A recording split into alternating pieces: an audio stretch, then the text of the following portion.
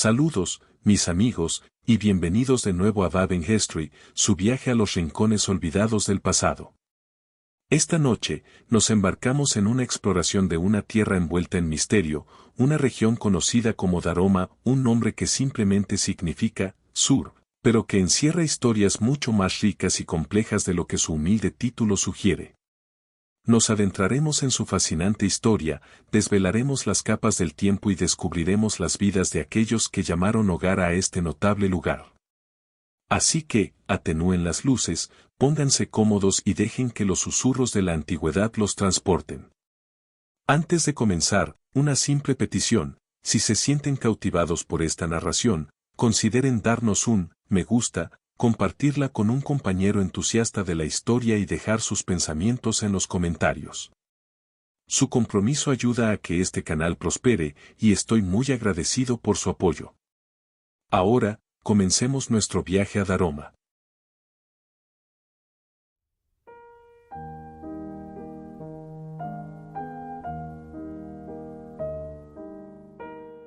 Bienvenidos, amigos míos, a otro viaje en el tiempo, un viaje no solo a través de los años, sino a través del polvo y los ecos de vidas antiguas. Esta noche, nos adentraremos en un lugar envuelto en misterio y resiliencia, un rincón del mundo antiguo que, dependiendo de a quien le preguntes, fue un refugio olvidado o un desolado infierno en las brutales consecuencias de una de las revueltas más devastadoras de la historia. Estamos hablando de Daroma. Ahora, Daroma, o Darom, como también se la conocía, ambas palabras que simplemente significan sur en arameo y hebreo respectivamente, era más que una designación geográfica. Era una región, específicamente las colinas del sur de Hebrón, que desempeñó un papel increíblemente único, y a veces contradictorio, en los periodos romano tardío y bizantino. El nombre mismo susurra una antigua continuidad, un susurro que se mantuvo hasta finales del siglo X, cuando el geógrafo árabe al-Muqaddasi, el jerosolimitano, todavía conocía partes de Bet Gubrin con este mismo nombre. Imagínense, siglos de cambios de poder, de idioma, de cultura, y aún así, los viejos nombres se aferraban como musgo obstinado a las piedras antiguas. Entonces, ¿dónde exactamente estaba esta enigmática Daroma? Bueno, imaginen esto: en la antigüedad tardía, sus límites se extendían desde la cruda belleza de En-Gedi, cerca de las brillantes y sin vida aguas del Mar Muerto, hasta la prominente ciudad de Eleuterópolis, lo que hoy conocemos como Beth Guvrin. Al norte, los familiares sitos de Hebrón y Mamre marcaban su extensión. Eusebio, ese prolífico cronista del siglo IV, en su invaluable Onomasticon, la describió como la porción sur del territorio de Eleuterópolis, incluso mencionando varias grandes aldeas judías anidadas dentro de su accidentado abrazo. Pero para comprender verdaderamente Daroma, para captar su profunda significación, primero debemos remontarnos a un momento de inimaginable cataclismo. Debemos hablar de la revuelta de Bar Kokhba, un levantamiento desesperado, valiente y, en última instancia, trágico contra el dominio romano que alcanzó su sangriento clímax alrededor del 135 DC. La derrota de esta revuelta fue, sencillamente, un desastre sin paliativos para la población judía de Judea. Imaginen comunidades enteras destrozadas, ciudades arrasadas y un cambio demográfico tan profundo que remodeló el paisaje mismo de la región durante siglos. Según algunos estudiosos, como Jory Magnus, las consecuencias de esta revuelta vieron una despoblación generalizada de habitantes judíos en la mayor parte de Judea. Pero aquí es donde Daroma entra en la narrativa como algo verdaderamente extraordinario. Porque fue en Daroma, y aparentemente solo en Daroma, donde la población judía no solo sobrevivió, en realidad alcanzó su punto máximo después de la revuelta. Piensen en eso por un momento. Mientras otras áreas yacían desoladas, mientras las legiones romanas ejecutaban su brutal venganza, Daroma se convirtió en un imán, un santuario frágil para los refugiados judíos que huían de la devastación. Se nos dice que un número considerable buscó refugio en sus colinas y valles, aferrándose desesperadamente a una sensación de continuidad, un atisbo de esperanza en medio de la oscuridad que se cernía. Sin embargo, y aquí es donde la historia a menudo nos ofrece estas narrativas frustrantes y contradictorias, no todos los estudiosos están de acuerdo en este punto. Ajit Sivan, por ejemplo, ofrece una imagen marcadamente diferente. Ella argumenta que Daroma, que de hecho había sido un centro de asentamiento judío hasta la revuelta, fue, en su opinión, en gran parte vacía de su población judía después. Las horribles escenas en Mamre, donde los judíos capturados fueron vendidos como esclavos, con cualquier excedente marchado a Gaza, pinta una imagen verdaderamente sombría que parece contradecir la idea de un refugio. Entonces, ¿fue Daroma un faro de esperanza o un lugar marcado por la misma tragedia que el resto de Judea? Este es el enigma, la pregunta persistente que planea sobre nuestra comprensión de esta antigua región. Quizás la verdad, como suele suceder, reside en un punto medio matizado, o quizás la historia no es tan monolítica. Gideon Abni ofrece una perspectiva fascinante que intenta conciliar estas diferentes visiones. Sugiere que después del 135 DC, las colinas de Hebrón se dividieron efectivamente en dos zonas demográficas distintas.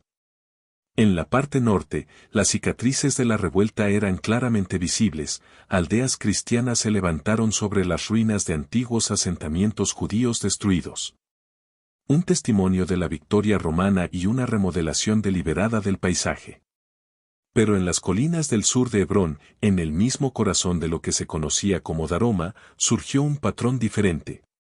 Aquí, comunidades judías y cristianas coexistieron, a veces en una alianza incómoda, a veces en una armonía tranquila. Aproximadamente en el 300 después de Cristo, Eusebio, ese incansable cronista, pudo enumerar 7 grandes aldeas judías contemporáneas dentro de la región de Daroma, Jutta, Carmel, Estemoa, Rimmon, Tele, Lower Anem y Ein Gedi. Este es un detalle crucial, ¿no? Sugiere una floreciente presencia judía, no solo restos dispersos.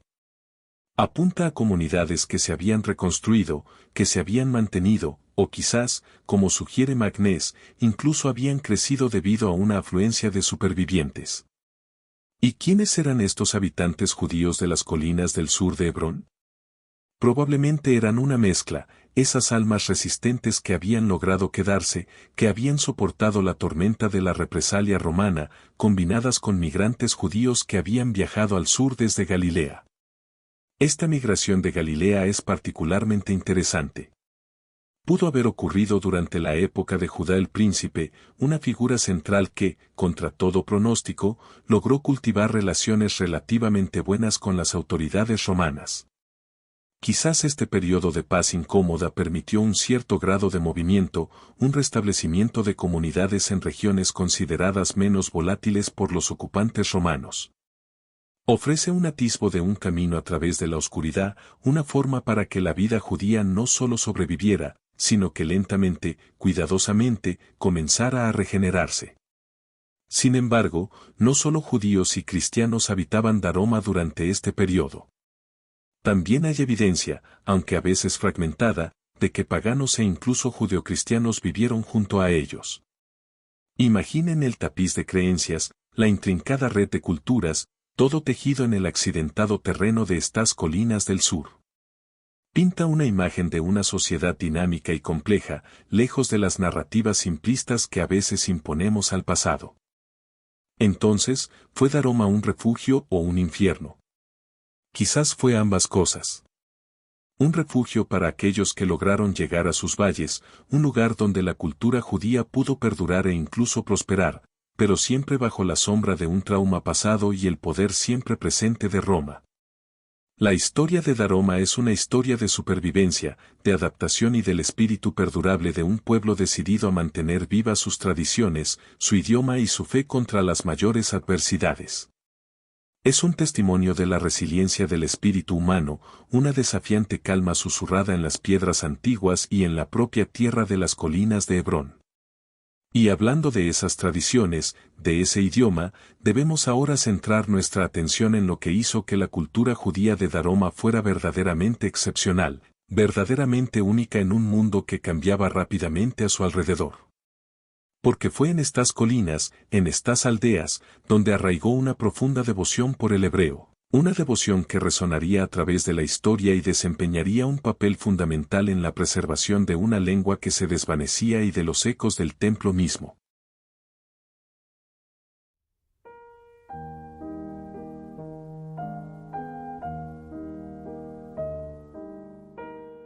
Una vez que el polvo de la revuelta de Bar Kokhba se asentó, una historia fascinante y, de hecho, profundamente importante comenzó a desarrollarse en el corazón de Daroma. Esta no fue meramente una historia de supervivencia, sino de preservación cultural, un esfuerzo desesperado y deliberado para mantener viva la llama parpadeante de una herencia contra la oscuridad que se cernía. Mientras gran parte de Judea yacía marcada y despoblada, una resiliencia casi milagrosa echó raíces en Daroma. Se convirtió en un santuario, no solo para cuerpos que buscaban refugio, sino para una lengua que se desvanecía y los ecos de un templo destruido. Imaginen, si quieren, el peso de esa responsabilidad, la determinación grabada en los rostros de aquellos que eligieron quedarse, o aquellos que huyeron a su relativa seguridad. Entendieron, quizás más agudamente que nadie, que el lenguaje y el ritual eran los verdaderos tendones de su identidad, y los que, una vez rotos, quizás nunca podrían ser retejidos. Durante siglos, el hebreo había sido el idioma de sus escrituras, sus oraciones y sus vidas diarias. Pero con el talón romano firmemente sobre sus cuellos, y el concepto mismo de un Estado judío una memoria destrozada, el uso práctico del hebreo estaba en peligro. Aquí es donde Daroma entra en escena como un guardián silencioso, pero poderoso. La evidencia arqueológica pinta un cuadro vívido, los asentamientos judíos, a menudo modestos, pero construidos con un profundo sentido de comunidad, invariablemente se unieron alrededor de un edificio central, la sinagoga. Estas no eran solo edificios, eran los corazones palpitantes de sus comunidades, manifestaciones físicas de su negativa a entregar su núcleo espiritual. Conocemos las sinagogas de Estemoa, Maón, Susia y Anim, que se erigen como testimonios desafiantes en el paisaje. Incluso el edificio de Ein Gedi, muy al este, se cuenta entre estas sinagogas de Daroma, lo que subraya la interconexión regional de este renacimiento cultural. Estas estructuras eran más que lugares de culto, eran escuelas, ayuntamientos y centros para la memoria colectiva. Y fue dentro de estas paredes, y en los hogares de quienes se reunían, donde se cultivó la antigua lengua. Las historias nos dicen que los judíos de Daroma eran reconocidos, incluso venerados, como lingüistas fanáticos. Es un descriptor poderoso, ¿no? Fanático. Habla de una devoción casi obsesiva, un compromiso celoso con la articulación y preservación precisas de la pronunciación hebrea.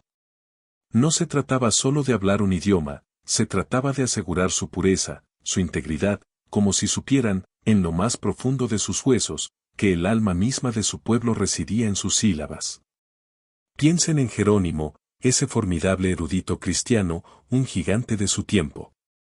Incluso él, buscando profundizar su comprensión de las escrituras hebreas, se encontró aprendiendo de maestros judíos aquí mismo en Daroma.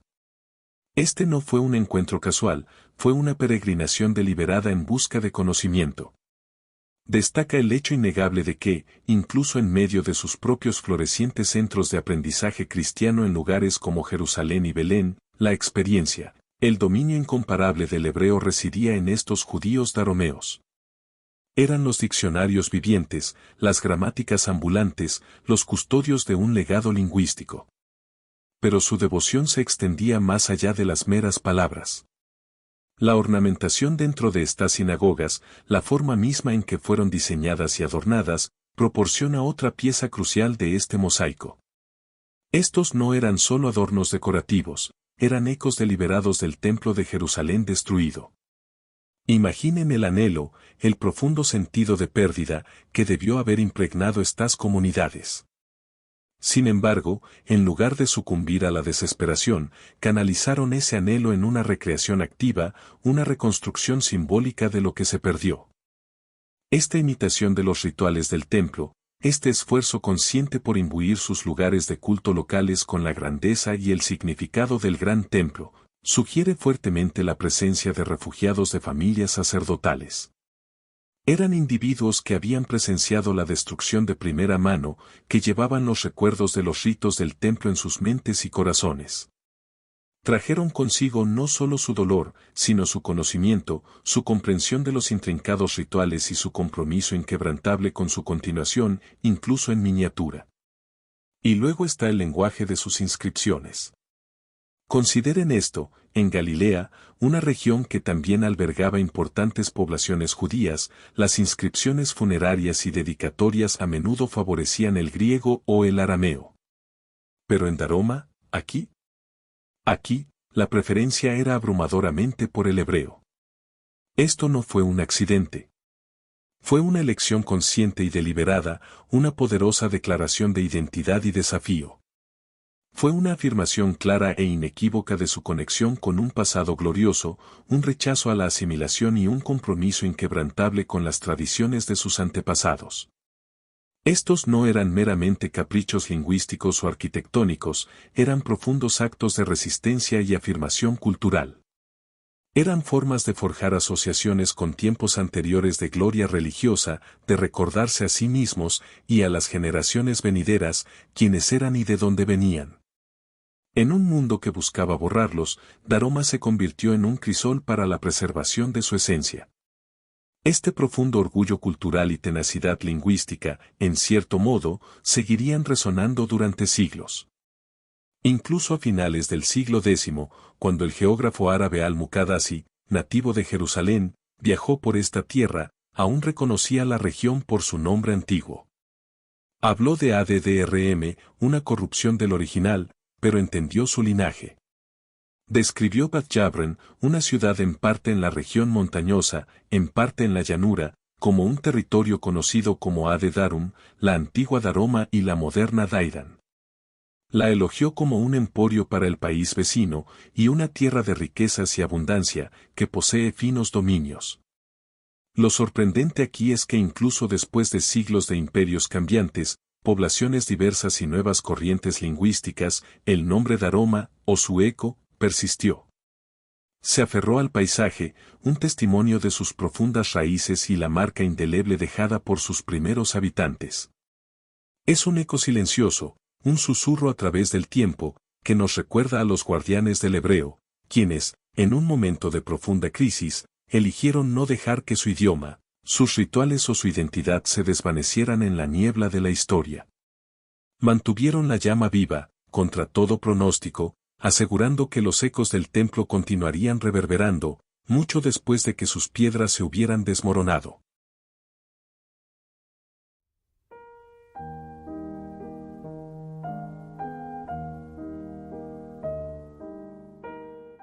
Bienvenidos de nuevo a Baben History, donde el polvo de los siglos susurra historias de mundos olvidados.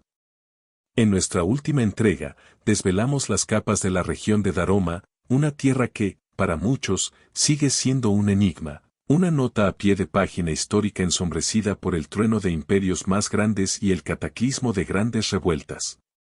Vimos cómo este rincón aparentemente intrascendente del mundo romano se convirtió en un refugio inesperado, una fortaleza lingüística, preservando los ecos de una lengua y una herencia espiritual que amenazaban con desvanecerse a raíz de la revuelta de Bar Kokhba.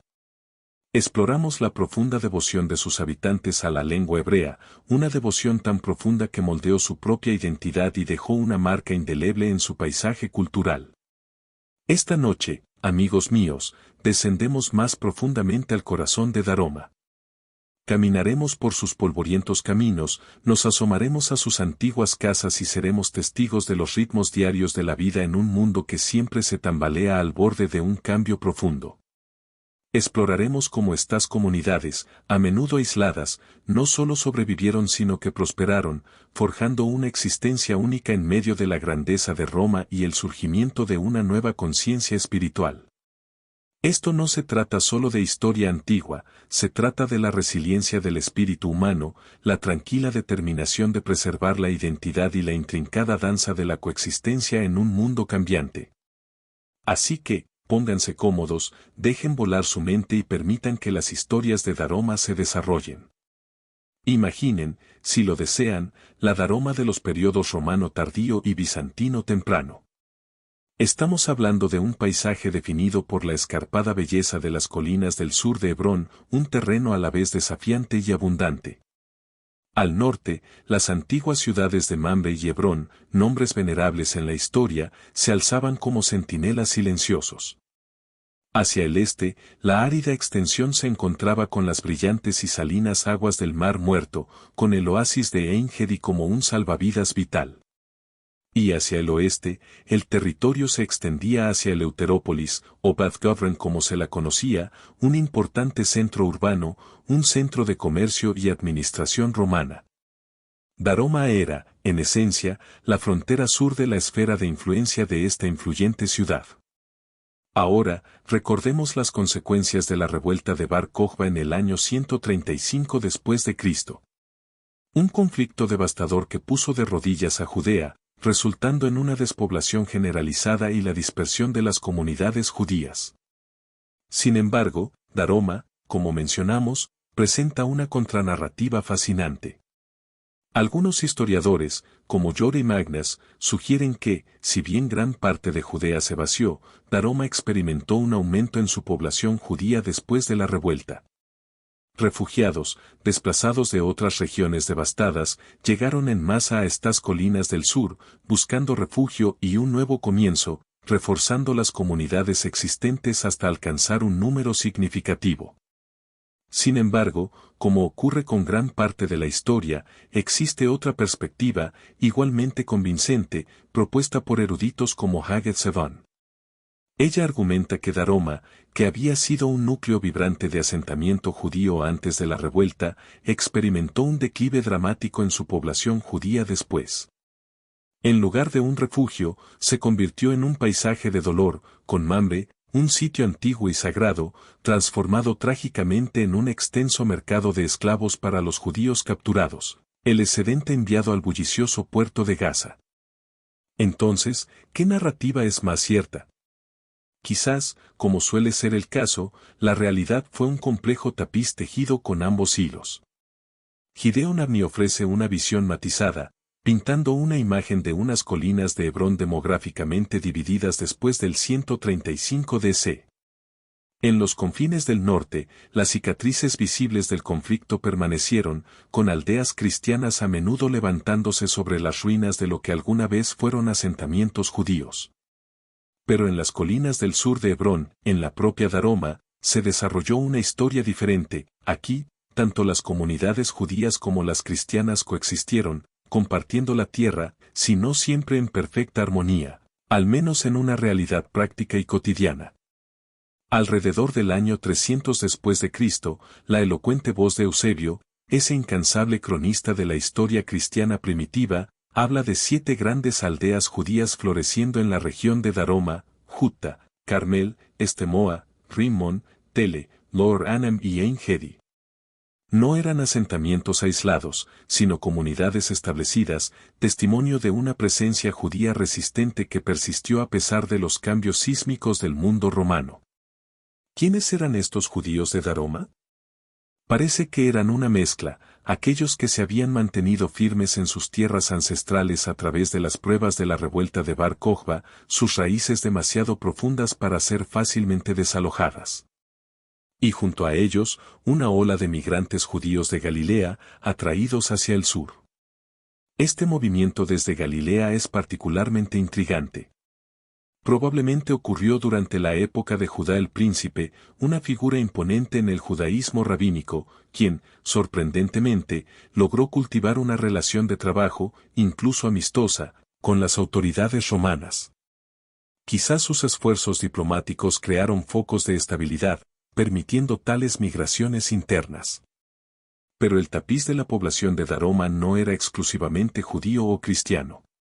La evidencia sugiere la presencia de paganos, manteniendo antiguas tradiciones, e incluso judeocristianos, un grupo fascinante y a menudo pasado por alto que navegaba por el cambiante paisaje espiritual de la época.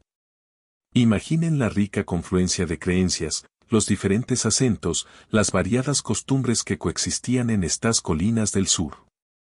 No era una sociedad monolítica, sino una dinámica y multifacética, donde diferentes fes y culturas se cruzaban en los rituales diarios de la vida. Ahora, volvamos nuestra mirada al corazón de la vida judía en Daroma, sus asentamientos y, lo más importante, sus sinagogas. La arqueología ha sido nuestra guía invaluable aquí, desenterrando la evidencia física de su existencia. Estos asentamientos judíos estaban, típicamente, organizados alrededor de una sinagoga central. Piensen en ella no solo como un lugar de culto, sino como el corazón latente de la comunidad, el punto focal para la observancia religiosa, la educación y la reunión social. Las sinagogas de Estemoa, Maón, Susia y Anín son particularmente notables por su significado arquitectónico y sus conocimientos sobre la cultura judía de Daroma. El edificio de la sinagoga encontrado en Ein Gedi también es un testimonio de esta tradición arquitectónica y espiritual. No eran estructuras imperiales grandiosas, sino más bien expresiones de identidad comunitaria, construidas con cuidado y un profundo sentido de propósito. Y dentro de estas comunidades, floreció un aspecto único de la cultura judía de Daroma, su devoción sin igual al idioma hebreo. Esto no era simplemente un interés casual, era un compromiso profundo, casi celoso. El famoso erudito cristiano Jerónimo, trabajando en el corazón de Tierra Santa unos siglos después, buscó específicamente a maestros judíos de Daroma para refinar su hebreo. ¿Por qué Daroma? Porque estos individuos eran conocidos como lingüistas fanáticos, poseedores de una dedicación casi obsesiva a la pronunciación precisa y los matices del hebreo. Este fervor lingüístico no era un fenómeno aislado. Se conecta directamente con la ornamentación encontrada en las sinagogas de Daroma. Estos no eran solo elementos decorativos, eran símbolos y motivos cuidadosamente elegidos, a menudo diseñados para imitar rituales e incluso características arquitectónicas específicas del templo de Jerusalén destruido. Sugiere un poderoso anhelo, un esfuerzo consciente para mantener viva la memoria y las prácticas del templo, quizás impulsado por la presencia de familias sacerdotales que habían encontrado refugio en Daroma después de huir de la capital judía caída. Piensen en eso por un momento, en las distantes colinas del sur, lejos de los centros del poder romano, estas comunidades estaban reconstruyendo meticulosamente, al menos simbólicamente, la gloria de su corazón espiritual perdido. Es un poderoso testimonio de la perdurable necesidad humana de continuidad, de conexión con un pasado sagrado, incluso cuando ese pasado ha sido violentamente destrozado. Y el lenguaje utilizado en sus inscripciones públicas proporciona una visión adicional. Las inscripciones funerarias, que marcaban los lugares de descanso final de sus seres queridos, y las inscripciones dentro de las sinagogas, que expresaban gratitud a los donantes, estaban predominantemente escritas en hebreo. Esto contrasta fuertemente con sus contrapartes en Galilea, donde el griego o el arameo a menudo se preferían para tales exhibiciones públicas. Esta elección deliberada del hebreo en Daroma no fue arbitraria. Fue, como lo interpretan los eruditos, un acto consciente, una declaración visible de identidad, un poderoso vínculo con su lengua ancestral y, a través de ella, con los gloriosos tiempos prerromanos de independencia religiosa y centralidad espiritual. Era una forma de reforzar su identidad cultural única en un mundo que hablaba cada vez más otras lenguas. A medida que los siglos pasaban, el paisaje lingüístico cambiaba y el mapa político se redibujaba. Pero el legado de Daroma, aunque transformado, seguía resonando. A finales del siglo X, nos encontramos con el geógrafo árabe al-Muqaddasi, nativo de Jerusalén, quien, a pesar de vivir siglos después de los periodos romano y bizantino, todavía conocía partes de la región alrededor de Bet Gobrim por su corrupción árabe, Addrm. Era consciente de su antiguo nombre, un testimonio de la perdurable memoria geográfica e histórica del lugar. Al-Muqaddasi describe esta región, a la que llama Ad-Darum, como un lugar de colinas y llanuras, un emporio para el país vecino, y una tierra de riquezas y abundancia, que posee hermosos dominios. Incluso en un mundo alterado, la tierra de Daroma conservó su significado, su fertilidad y su papel como centro comercial. El nombre, aunque sutilmente cambiado, susurró a través de las generaciones, llevando consigo los ecos de un pasado vibrante. E incluso hoy en día, el término Daroma se abre camino en la nomenclatura arqueológica, particularmente con el descubrimiento de las lámparas de aceite de Daroma. Estos fascinantes artefactos, que datan de la primera a la segunda mitad del siglo II después de Cristo, se fabricaron en varios lugares tanto del sur como del norte de Israel. Sin embargo, reciben su nombre del término utilizado en las fuentes rabínicas para el sur de Judea. Lo que es particularmente sorprendente de estas lámparas son sus motivos decorativos. Fueron diseñadas consistentemente de acuerdo con la ley judía contemporánea, lo que indica fuertemente que fueron producidas y utilizadas por comunidades judías. Es una pequeña y tangible conexión con la vida diaria de estas personas, un destello de luz de sus antiguos hogares, que da testimonio de su cultura y su adhesión a la tradición. La historia de Daroma es un poderoso recordatorio de que la historia rara vez es simple, rara vez en blanco y negro. Es un testimonio de la notable capacidad de las comunidades para adaptarse, resistir y encontrar formas de preservar su herencia frente a una inmensa presión.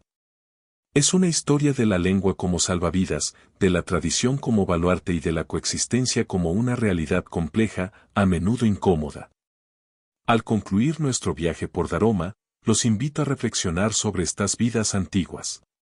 Piensen en la tranquila resiliencia de quienes reconstruyeron sus vidas después de la catástrofe, la feroz dedicación a una lengua que se desvanecía y la intrincada danza de culturas en una tierra compartida.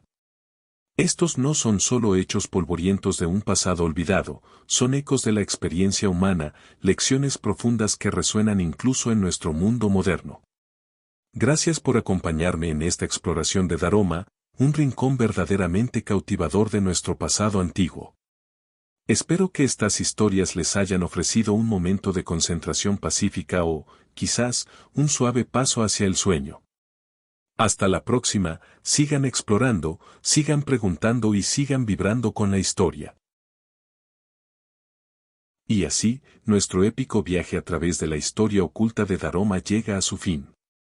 Desde su demografía disputada después de devastadoras revueltas, hasta sus lingüistas fanáticos, que mantuvieron viva la lengua antigua y el espíritu perdurable de sus comunidades a través de siglos de cambio, Daroma se erige como un testimonio de resiliencia, cultura y las sutiles complejidades del mundo antiguo. Espero que esta inmersión profunda les haya ofrecido una nueva perspectiva, ya sea que estuvieran a punto de dormir, encontrando concentración en su trabajo o simplemente sumergiéndose en las narrativas de nuestro pasado compartido. Sus pensamientos e ideas son invaluables para mí, por favor, compartan lo que pensaron de esta narración en los comentarios y díganme qué otros misterios históricos o historias no contadas les gustaría que exploráramos a continuación. No olviden dar me gusta, compartir y suscribirse para más Baden History. Hasta nuestra próxima aventura, que los ecos de la historia sigan inspirándolos.